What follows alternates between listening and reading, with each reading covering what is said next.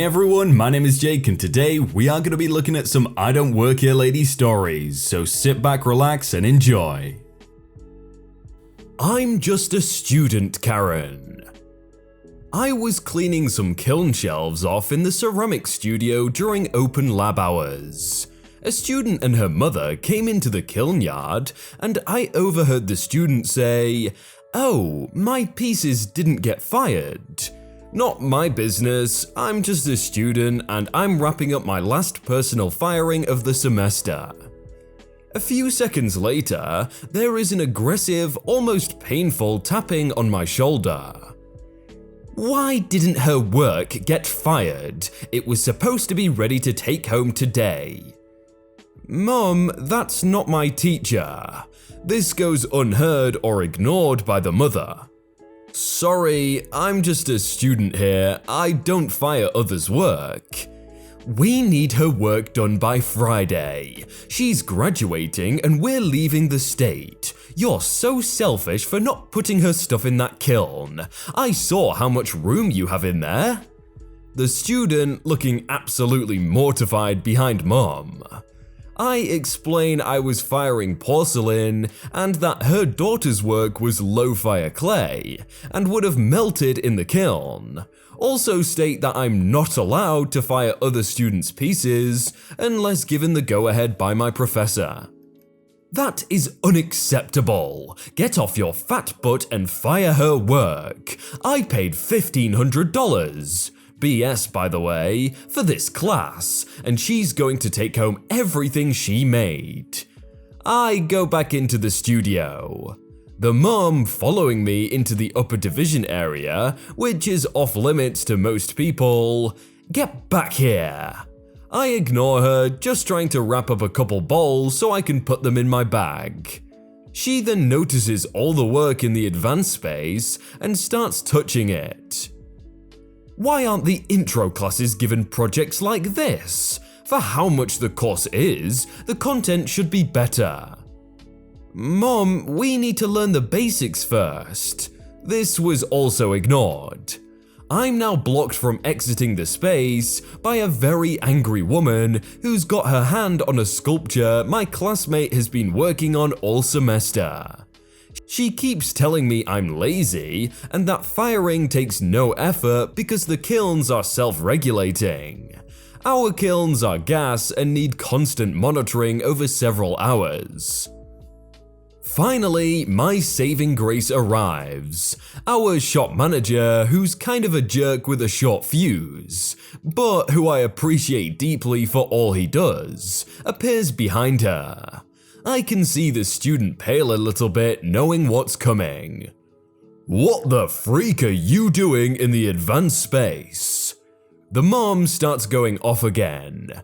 My lab manager looks calmly at me and tells me I can go. He clears the way and I take my chance.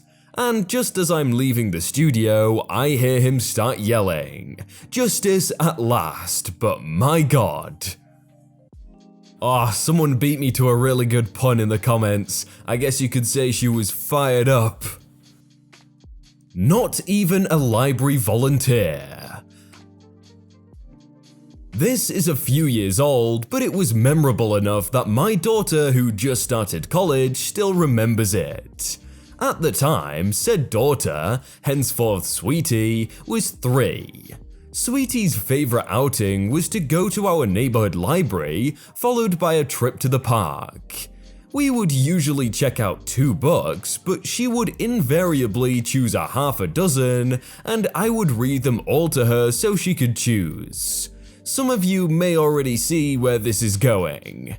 I sit down on the floor of the children's area, and I'm reading a book to Sweetie. Another child wanders over and looks interested, and Sweetie invites her to sit on my other leg. So I'm now sitting cross-legged on the floor, reading a book to my daughter and a little stranger. When I pick up book number 2, I've developed an additional following of 4 more children of varying ages. I would like to take this moment to point out that our neighborhood is majority minority. I'm blindingly white with my little redhead sweetie, and all of my newfound friends are varying shades of brown. One of the books is a Dora the Explorer that contains some Spanish, and my pronunciation is bad enough that one of the little ones helps me out. I had quite a little circle around me by the time I finished book number 6, and they were all very well behaved and thanked me for reading to them. Sweetie picked her chosen 2 from our pile of books, and I got up to leave. This is where it should have ended, except there was a Brittany. Brittany, the more pricey upscale Karen. Intentionally casual hair with overdone highlights that you know she pays $250 for every 3 months. Designer everything and clearly has a frequent visitor card from her plastic surgeon. Following is the rough dialogue. "Where are you going? You're not done yet." This library does have reading time where librarians and volunteers read in the children's area, so this isn't weird yet. "Oh, I'm sorry, I don't work here. I was just reading to my daughter." "Well, you need to read to my daughter. I was waiting for that rabble to leave." Trust me, rabble was said as if she was talking about crap on her shoe. "You can read to your daughter, and that rabble live here." At which point I turned to leave to check out my books and head to the park. This is where Brittany truly chose poorly. She grabbed not me, but my sweetie, saying, "You're staying right here." Sweetie yelled, "Mummy!" and I turned around, grabbed my daughter, and backhanded Brittany on the follow-through. Brittany was enough off balance that she landed on her backside shrieking. Someone had already told security something was up, and they evidently got there in time to see Brittany grab Sweetie.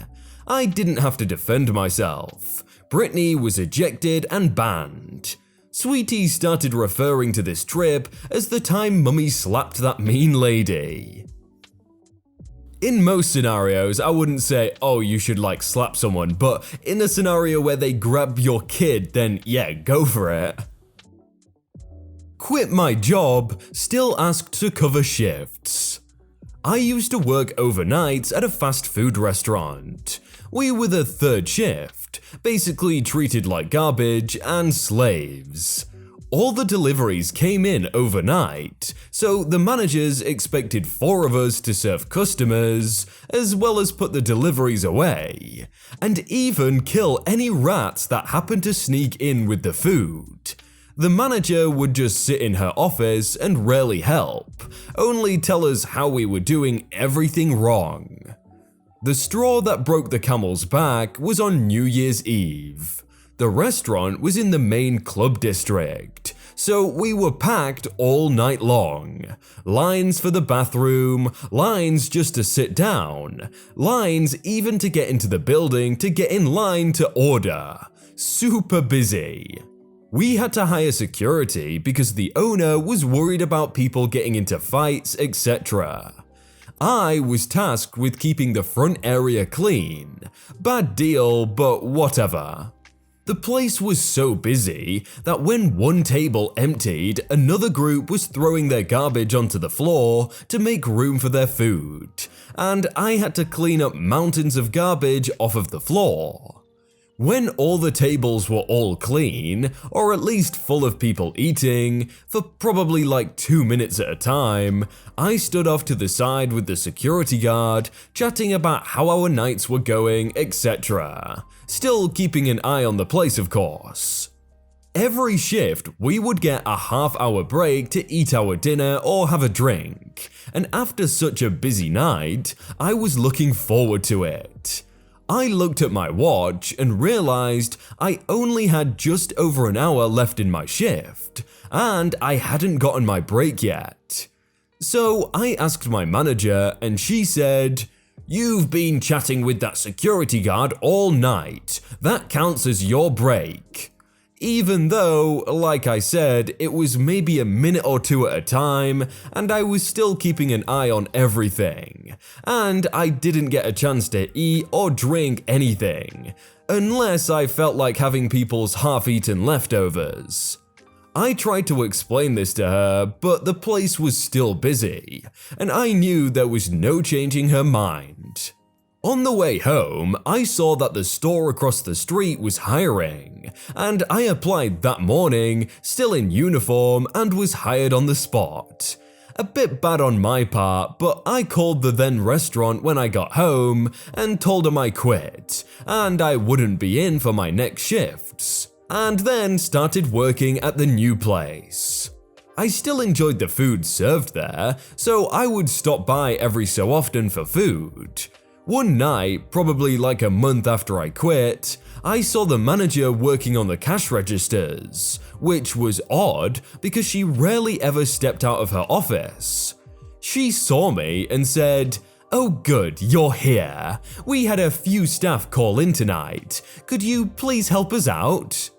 By us, I knew she meant her, because I saw two other people making food in the back.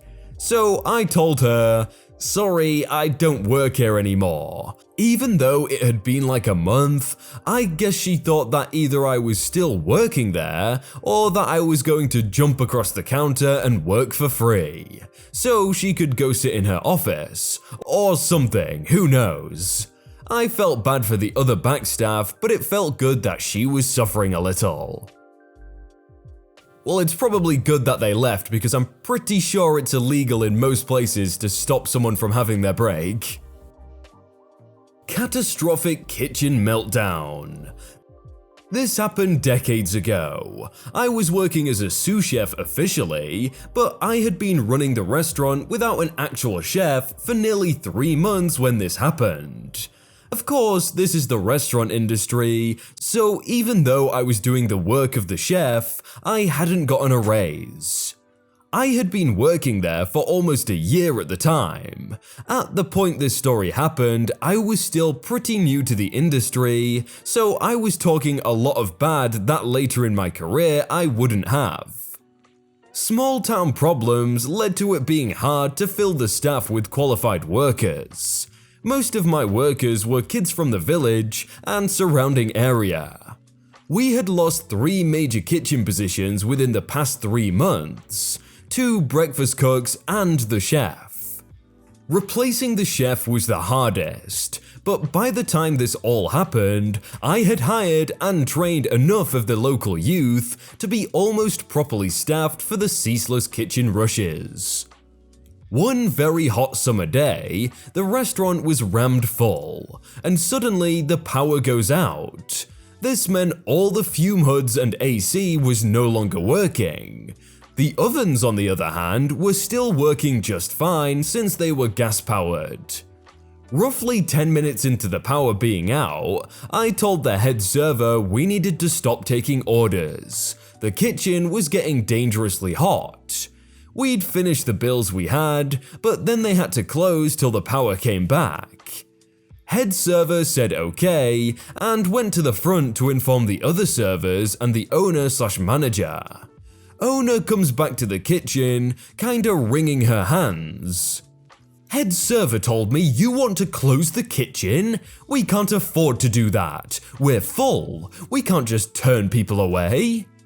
I understand that you don't want to close, but it's already hotter in here than is legal for people to be working in. I pointed out the temperature on the meat thermometer that was just sitting on the counter, 41 degrees Celsius, or 105.8 Fahrenheit. She didn't really reply, just walked back out the door. About that time, more orders came in. So we dig in, wrap damp cloths around our foreheads and try to work as best we can. It was at this point that my youngest cook, a 14-year-old girl named Corinna, parents can sign papers to allow teens to work, passed out while carrying something to the pass. she hit the floor in a huge clatter. I looked at that same meat thermometer that was sitting on the counter. It was now reading 54 degrees, or 129 Fahrenheit. I picked up little Corinna in my arms and told everyone to follow me. We walked through the front of the restaurant, heading straight for the front door. Owner came up to me as I loudly proclaimed, "The kitchen is now closed. We apologize for the inconvenience, but we can't work in 54-degree heat." The owner said, "No way, get back in the kitchen. You can't just walk out. What will I do for food?"